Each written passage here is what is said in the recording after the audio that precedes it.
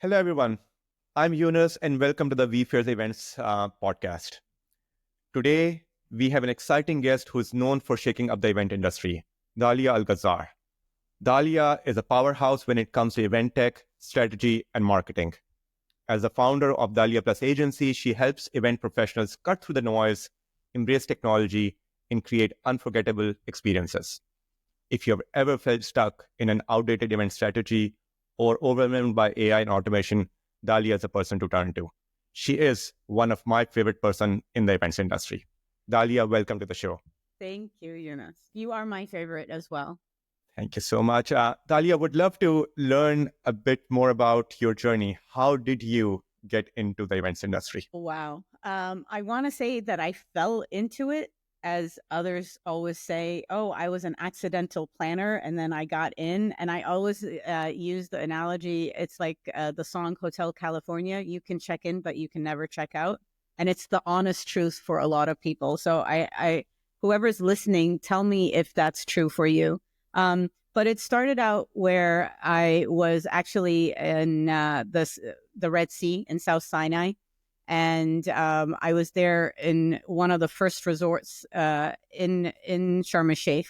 And the Movenpick GM basically said, just go make money.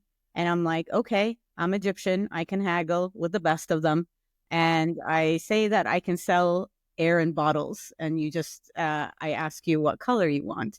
And the best part is she's like, just do an event and, from start to finish. I'm like, I have never freaking done anything. So I picked the hardest road to do something like that because I went and negotiated with the Bedouins. And if you can negotiate with Bedouins, it's the same as driving in Cairo. You can do anything. And basically started doing a camel race every year on January 1st. And it was very simple in concept in my head. But putting it together, it was like a holy shit moment. This is a lot of work, but you get addicted to that. And I got addicted. So that's how I started. And then the tech side, that was a different journey altogether. But I'm happy for that detour as well. Yeah, Dalia, so again, you mentioned you can drive in Egypt. I didn't drive in Egypt, but I was in an Uber in Egypt, and I have to say, I should have walked because it was literally across the street, my hotel and the conference where it was. The drive itself took 40 minutes. The walk was less than 10 minutes. So we call it organized chaos. Do you go back to Egypt a lot? Just a little bit on that journey. I will be honest, I haven't been in a while and I'm very due for it. I need that, especially now that it's Ramadan. So you feel it more. So I'm due for a trip. Yeah. Amazing food, amazing people. One of our best sales person is an Egyptian. And again, I have been there once, but for me, the food, the people, and again, the history, there's no other country like Egypt in the world. Thank you. Dalia, let's just talk a bit more about than your history, right? So I saw that you were with Passkey. So just walk us through that, and then how did you find Dalia Plus Agency? I was with Passkey in marketing, and it was baptism by fire, where it was go to ASAE annual and create a panel discussion with Sabre and Passkey and all the bigwigs, and just do your thing. But then again, it was a bug. You get like this contagious feeling of like, I kind of like this industry. It's the people, it's the curiosity. And I will say for anybody that is either hiring or looking for jobs, make sure that you're using curiosity as your number one talent and your number one skill with your passion work. But Passkey was an amazing launchpad for me. Not only from a tech side, but also from a strategic partnership side. And from there, I went to On Peak, which was also a great part of the journey because it lent itself to me understanding how different buyers buy. And it's not about how tech sells. And I know you and we talked about this because we have this in common, where our DNA is like sell technology without showing the technology. And it's a very emotional conversation. And I tend to think of it, this is where I excel, because I am very woo-woo, as people call me. Like, you are too out there. People call me a fairy godmother of the tech, but it's also because of the emotion part. I treat tech, anything around technology and event, as therapy, because we all need it. I mean, I'm sure you've been in that situation as well. Absolutely. So so from Passkey, it was on peak. And then funny enough, this year marks 13 years for Dalia Plus Agency. And thank you. And then when I realized that, you know, being with On Peak was a great fit at the time, I was almost pushed to really live a dream of mine, which was to go on my own. And I wanted to mind the gap between the organizers and the planners and those that have a design in mind, and also on the tech side and the supplier side. And how do you match make that in order for the strategy and the experience and everything around it just moves out of the comfort zone or a cocktail napkin idea that they had. Tell me a bit more about your first customer. Again, I tell people I was an event planner myself. I was an event planner for virtual job fairs. So again, I ran a lot of job fairs, and then suddenly one day decided that, you know what, okay, a lot of people are coming to me saying that I want your software to run my own event. I don't want to just be an exhibitor in your booth. Build a website, launch a SEO, SEM campaign. And the very first customer I got was Nestle. Mm-hmm. Nestle, you know, like one of the Fortune 500 companies. And they signed up with me just because they were like, okay, the technology is new, you don't have a name, but you look like someone who knows how to run a virtual job fair. So I was able to pick up your brain and, you know, run my own virtual career fair job fair back in 2000. So your credibility precedes you. Exactly. Yes. And again, it was the experience of running virtual events. Talk about 10 years back, you know, it was rare. Not many people knew how to do that. Right. But walk me through your first, I don't know, first, second, third customer. Like, you know, how did you land into? So funny enough, my first customer as Dalia Plus Agency was actually On Peak. Oh, wow. And this is where you lean hard on people that you know that are going to have your back, are going to continue to believe in you. And Michael Howe, who was the president at the time of On Peak, you know, when he saw that I really wanted this, and he was the first to say, I'll back you up. Second customer was Passkey. So nice. And but it goes back to Younas, what you were talking about. It's the credibility. And it's also because, you know, people rely on you that you're going to think outside of the box for them. And we're at a point right now, like, and I remember those are my first two clients. And then other tech companies came, you know, on board saying, well, what do you think? And what should we do? And where should we go? And all of this. So you establish yourself as that's your positioning, right? You establish yourself as the number one leader in job fairs, knowing it from both sides. That whole perspective is key. And I wish that, you know, some trade show organizers and some event, you know, organizers right now would lean hard on some of their internal talent to ask them the question, what are the different perspectives you can bring to the table, you know, and not pigeonholing them. Yeah. And so I will say that our best clients are those that come and say, we want to change, help us change, but then actually do change. Which is hard. It's very hard.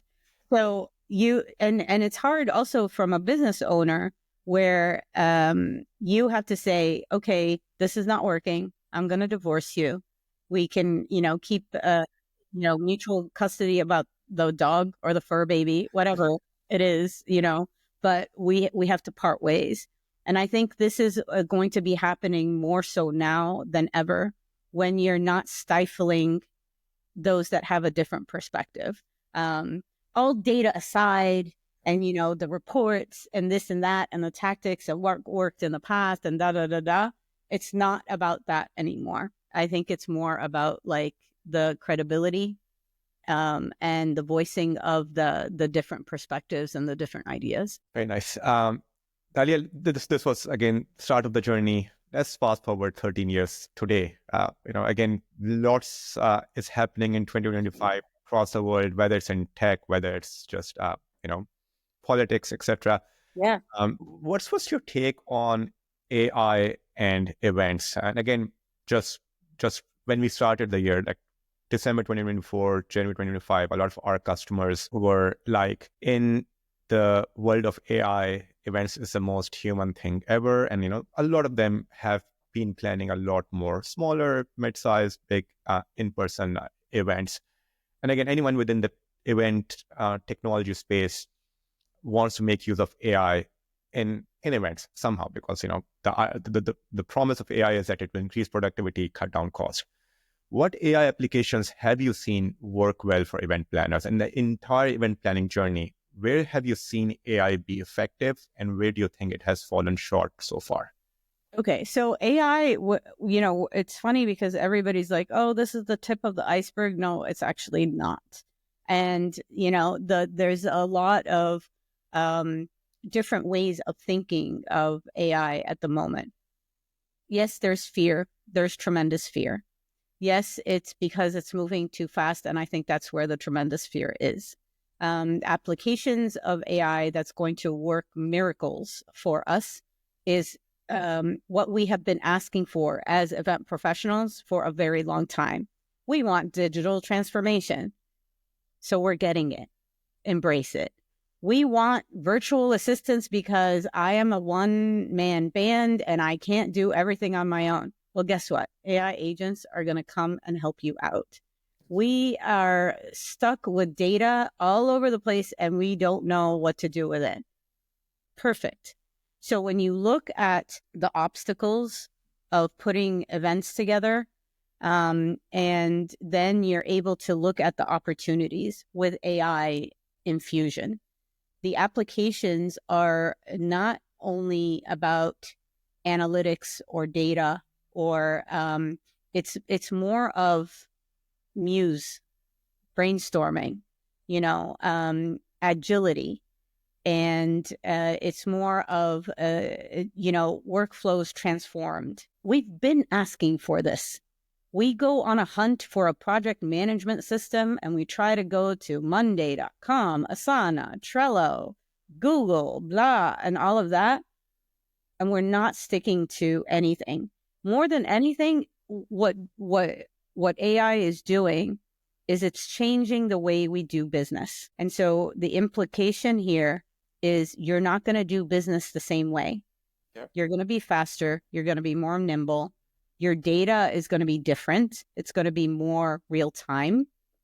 And the things that you were comfortable with, even like, selling services, it's going to be sold as products. Even if you're selling experiences, then you're going to be able to quickly think on your feet and sell experiences within the experience.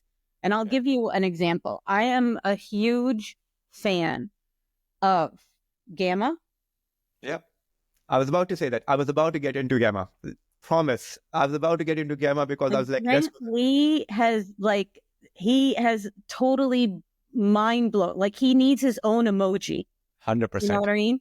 100%. But like with Gamma, for example, what you want to think of is basically, okay, if you have Gamma, have that open for like a couple of content creators or VIPs at your event.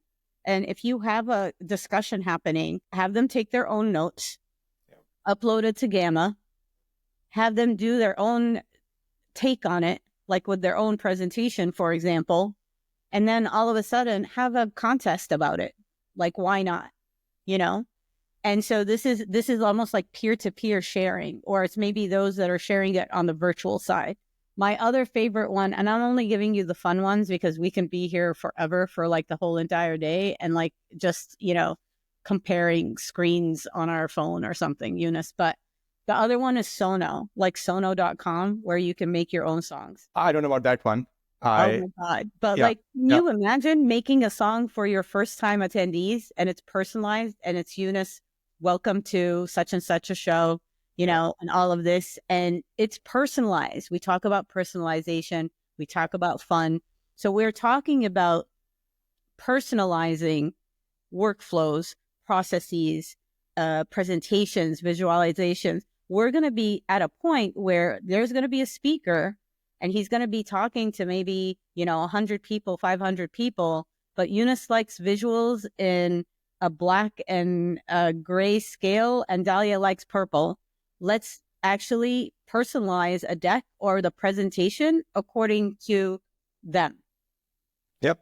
Amazing. I would like to go through this journey because you mentioned Gamma, and I want to go through, at least from an event tech perspective, how we set up a landing page, reg form, and wherever we can make use of AI. So landing page, and again, I know that in some cases, event tech, at least companies like us, we have to catch up in some of those areas because then there are these journal tools who are just amazing. Gamma for presentation, for landing pages are all amazing. But landing page or reg form, have you seen any, where have you seen AI working well on that one? Landing page, absolutely. I've seen Gamma and it's amazing.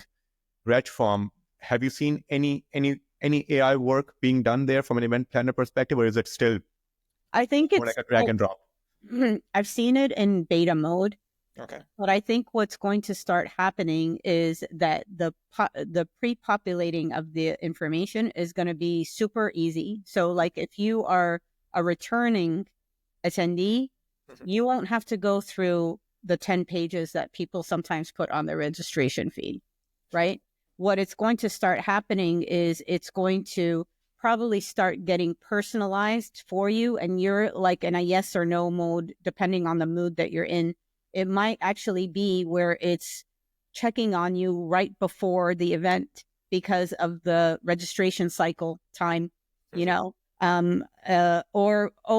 it's almost like, what do you want to binge on a Friday night? Because that can change, right? So it will serve up, but then it will also serve down depending on your way of shopping. I think of registration as a marketing and shopping journey. And there's several companies and clients that I'm working with at the moment where we're changing that registration path, because registration on its own does not give you the opportunity to upsell or to package or like to get products on the fly or maybe sponsored type of content that you can like package in while you're in registration mode. It comes later.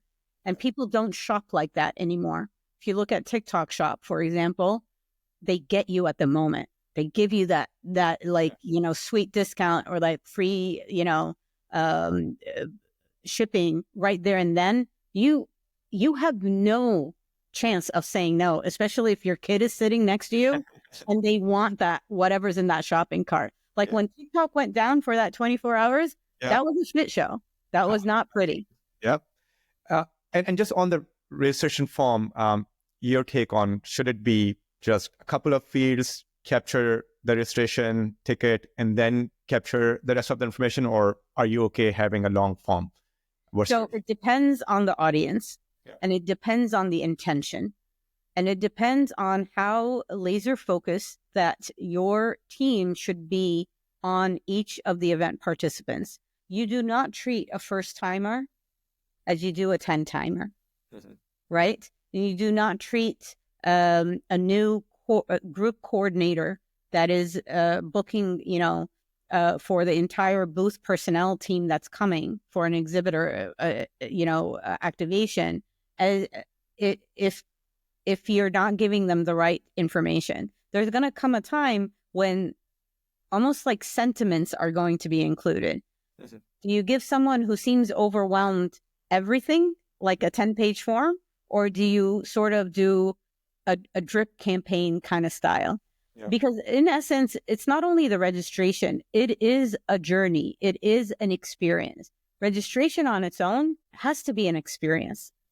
So like if you look at the registration that you fly through, even if it's 10 pages long, it's one that has humor in it, or has gifts in it, or has something that will cause you that emotion. I can sit here for an hour and I'll do a reg form for Younas because it's fun. Not that it's treating me like they don't know me, for example. It's the same as, like when you go to the hospital, or if you're taking care of a loved one and you have to check them in to a hospital, the amount of questions they ask you about the medication and the history. Have you been through that? Just last year, a lot. Yeah. A lot. Yeah. And you're like, holy shit, why don't you just get it together? Yeah. Yeah. Yeah. So that's where we have to really hone in on the journey and the person. And just on that journey, assuming that, of course, the more information you capture, the more personalized and better experience you can give. Is that journey better, more in the form of a wizard-paced style, or is it that, okay, you know what, here are all the questions, one long form, but which one do you feel works out better than the other? So this is where I think it's maybe a mix of both. But people get overwhelmed by a ton of information, and it depends on it depends on what else is going on in their world. But if you have it in a point where you have a wizard of some kind, and the wizard is intelligence, that means that there's an AI hook in the back end somehow, right? And if the wizard comes in and says, oh my God, you just answered this, and guess what? Younas is also going to be this and that. Yeah. That's an incentive for you to keep on going with the big sheet. Yeah. So this is where I say it's almost like a shopping experience. Yes, yeah. When you go and you do Instacart and it tells you, hey, what about this? Exactly. Yeah. So I think it's a mix of both. And there's psychology behind it too, but that's a different. Yeah, and again, I'm pretty sure like all of these, big companies, they know the psychology. That's why they at least make my wife spend a lot more than what she should. There you go. What are you seeing as a trend? Again, I've done a couple of these podcasts with a lot of other event planners, and most of them are saying restrictions are happening later than what they would wish for. Are you seeing that trend even right now in 2025?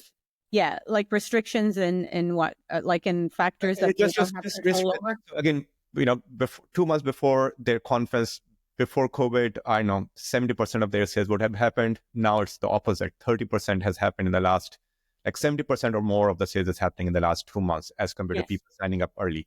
So absolutely. Are you seeing people are signing up late versus what it used to be before COVID? Yeah. So the booking patterns, not only from a registration perspective, but also from even an exhibitor or sponsor perspective, the decision-making has a lag. And the lag is because of we are now operating in fear and in scarcity. And we have all these unknowns. And it's taking a toll on that lag. So what that means for an event planner is they're going to get more gray hairs like this. You see that? And they are going to have to be more agile and in real time really depend on not only the data and the platforms that they have in place, but also their team and the quickness of decision making.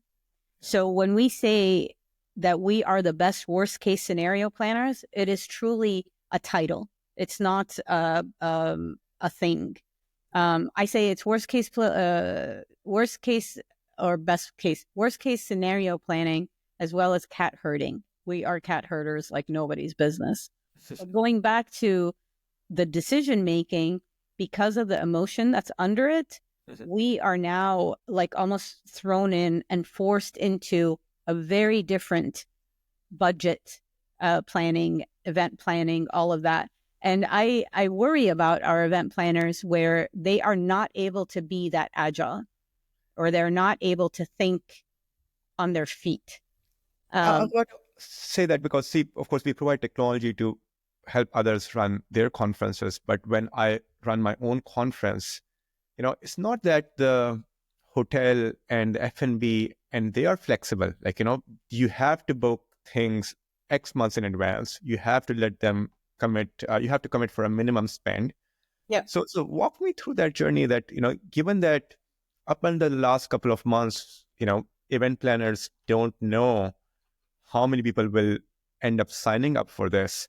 How do they budget for any of this? Because for me, running one conference was a lot of guesswork, but for people who do this day in, day out, every single month and run dozens of events in a year, how do they plan for something like this uncertainty, So there's always going to be a need for buffer in spend and buffer in time, as well as buffer in lack of expertise or talent. I call staff talent, because right now we're also going through a journey of people getting sick more often because of stress or otherwise, or loved ones. So they're getting taken away from what they do.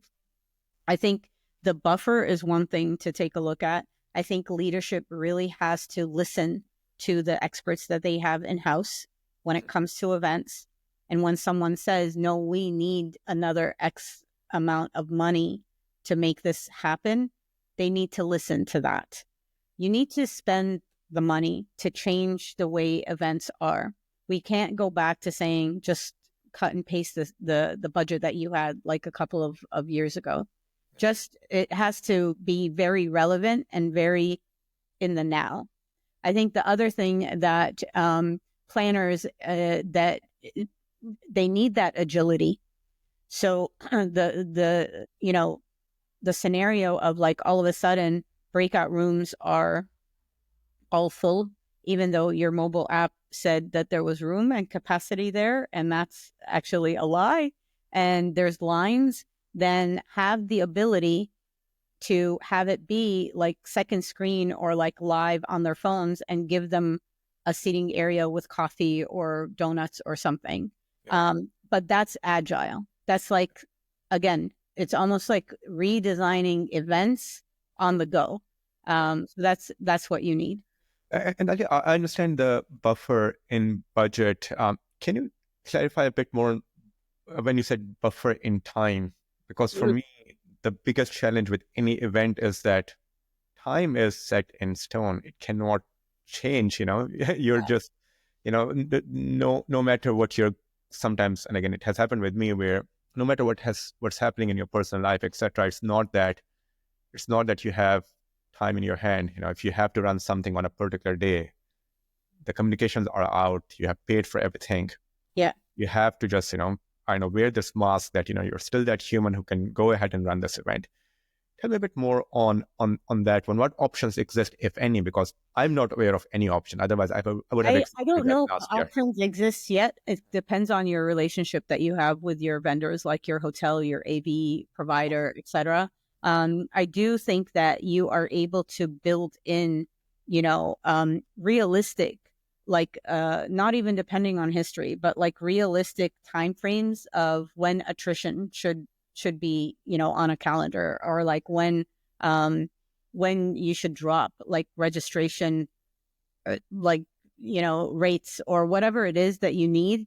It needs to be more flexible, is what I'm saying. Now, hotels, the thing is, because you have so many people depending on that event management process, hotels, transportation, all those vendors, sometimes they had to be etc. A lot of moving pieces. Moving parts, yeah. Yeah, exactly, yeah. So I think, but in general, it's that relationship that you need with them in order to be having that buffer in time. I'll get some quick questions, and again, your as we say, like your take on that one.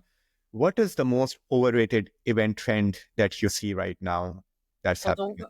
The most overrated event trend is the word trend. Not a big believer of the word trend, not a big believer of predictions anymore. I think we should be done with that. If anything, if you're looking at trends, look at trends within your own event or your own organization. Don't try to compare your trends, or like don't try to look at trends. If someone says, "Oh, these are the 2025 trends," call bullshit on that, because they've already been said. AI is not a trend anymore. AI is not a tech category anymore. So that is one trend.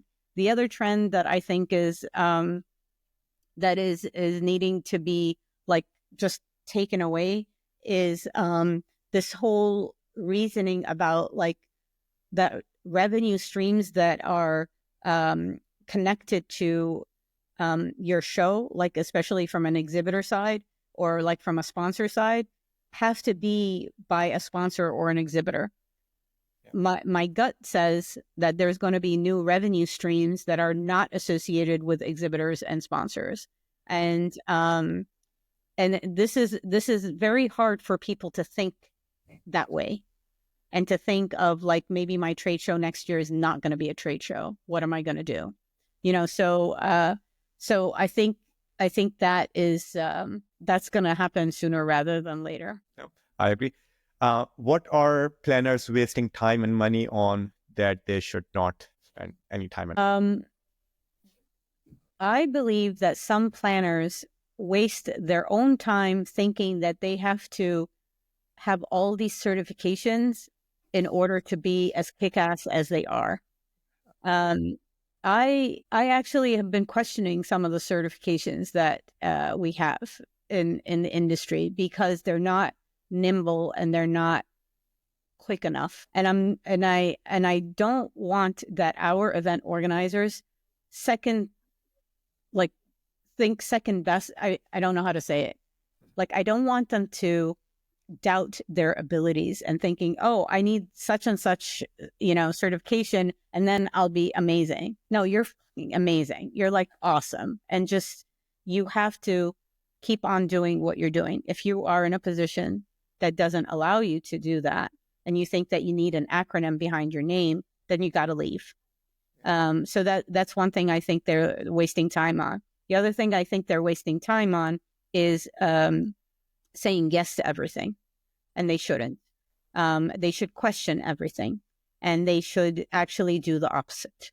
And they should keep track, whether it's through data, whether it's through sentiment, whether it's through like one-on-one evaluations of ideas that have worked, don't work, and will not work with all their different stakeholders. And then the other thing that I also think is that needs to be different. It's not really a waste of time. It actually needs more time.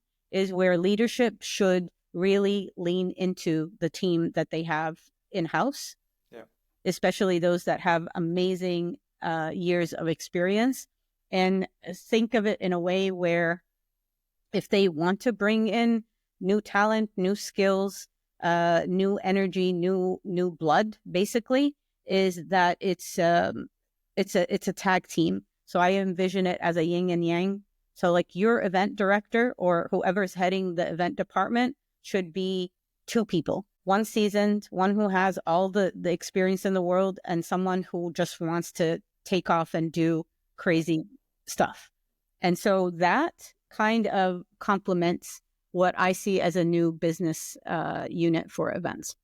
I'm just going to I don't know if I answered your question, but like, you did. I'm just going to double down on what you said, which is event planners with or without any certification, the kind of job that they do, they are awesome. See, I have, in my 20 plus years of my career, I have been a QA engineer, software developer, a project manager, a product manager, a business manager, a CEO, and an event planner. The toughest job was being an event planner. The toughest. Yeah. And, I can tell you, like, being the CEO of a company in a very, very tough industry, but running events is equally, if not more tough than running a company of the size that I run. So I can guess. You tell me what's your number one reason why you think it's tough?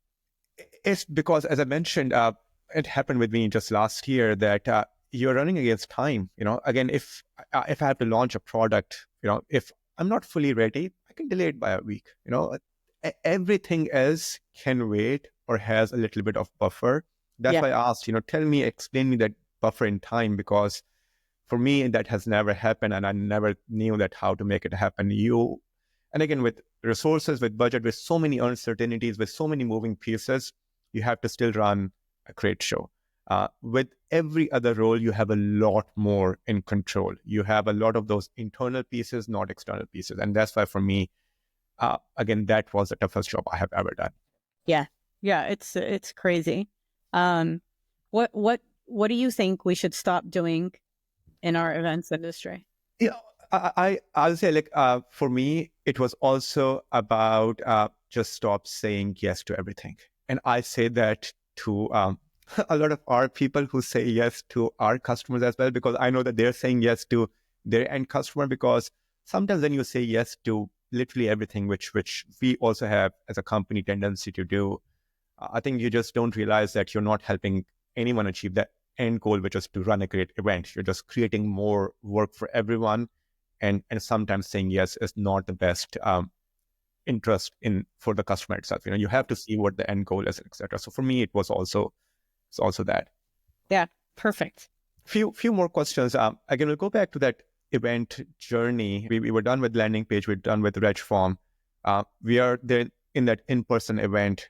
You have a mobile app right now. One thing that you mentioned, by the way, we recently launched that. And again, I have to say, we do a lot of cool stuff, facial recognition, et cetera, but the ones that's used the most is our AI assistant for the mobile app, right? Which means that, if you are a user in a conference, you can ask that AI bot any question about the conference. Where is the session for Dalia, for which Dalia is a speaker and so forth. It will tell you and so forth. But walk me through that mobile app and just how you feel AI can make a big impact in the user experience of them making use of the mobile app. Right. So again, it's all about personalization.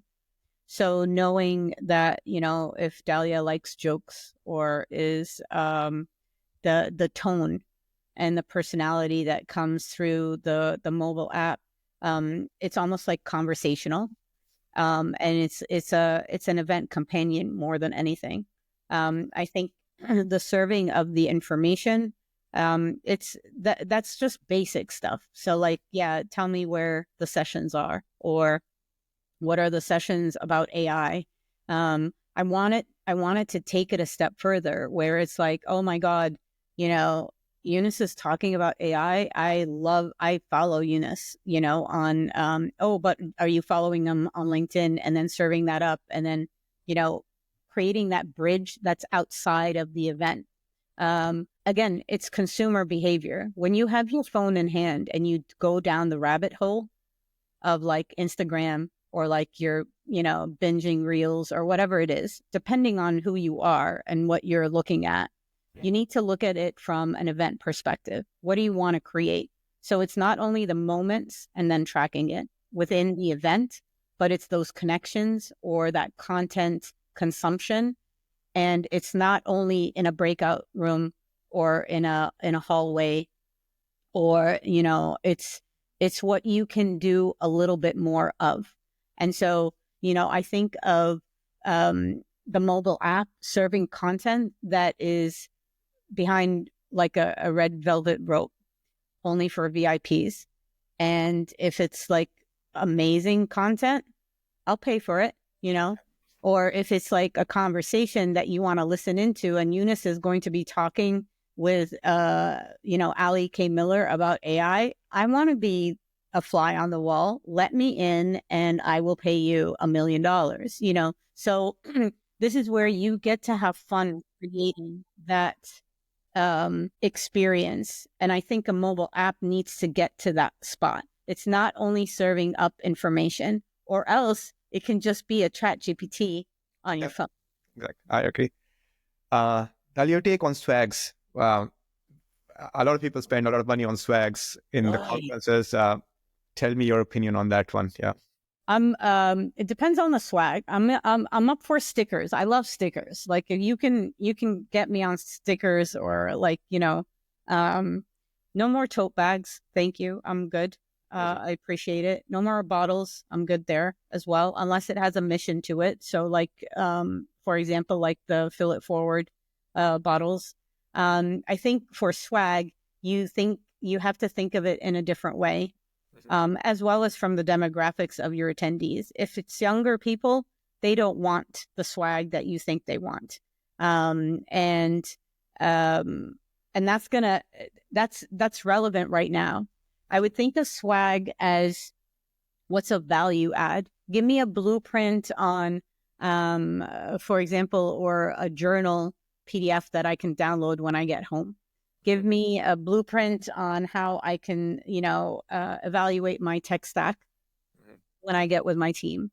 Give me oracle cards that tell me, am I going to have a good day or am I going to have a bad day today? Stuff like that. So and I'll use myself as an example. I am always giving, when I'm at a show, I give the evil eye bracelets out to protect people that are around me. I give out crystals, I give out oracle cards or affirmation cards, and I give out a ton of hugs. And I would take a hug any day instead of an old pen that does not work. That's pretty cool. And within the industry, and again, I was just, before we started recording, I was taking your guidance on which events we should we attend. But what are your most 3 favorite events within the events industry? That's hard. Don't put me on the spot like that. It's okay. Well, I mean, the beauty of it is we go to a ton of events, and the Tech to Grow Collective. I'm actually very thankful that we have strategic partnerships with a lot of the industry events, IMAX and ASAE and MPI and Event Tech Live and Exhibitor Live and others. My favorite events, Younas, is where the event exceeds its expectation in the sense of no expectation. It depends on the energy of the event. And I think it's also depending on the time of year. So the industry events that are happening in 2025 are actually to feed the soul, because we are all feeling a little bit more of a constraint and we're not able to let it out. You do that with the people that you get to know the best. And that's what our event industry is all about. So my favorite events are those that have a lot of hugs, real conversations, tears, actually moments of oh my God, I think I need to leave my job. I need to go somewhere else. What should I do? Give me the blueprint. And those are my favorite type of events.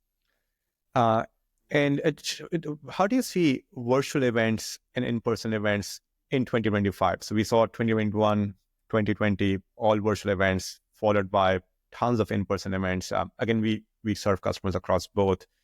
We're seeing that a lot of virtual events are coming back this year. So are we. You're the first one I'm asking this question because I just started seeing this trend. January, the same customer who did virtual and then did in-person. Now, some of them this time they didn't wait like they did during the Corona coaster. Exactly. It wasn't wait, let me see. This time they made a decision and they're doing it. Yeah. And I'm with you on that. I think virtual events are doing, there's a huge surge because of uncertainties and because of what we're going through politically, economically. To be very transparent, even the plane crashes that are happening more frequently now, again, it's out of fear and scarcity. It's out of fear, but it's not even out of fear of those that are attending events. It's actually the fear that's evoked on them from their loved ones, their kids, their parents saying, I don't want you getting on a plane. So I think virtual events are on an increase. We as an agency have been doing more virtual production as well. I'm hoping right now that nobody in the industry can say, oh, virtual is dead, because that's wrong. Yeah. And then the other thing is, I also hope that people take that design strategy for virtual events to be a continuum, not just one-offs throughout the year.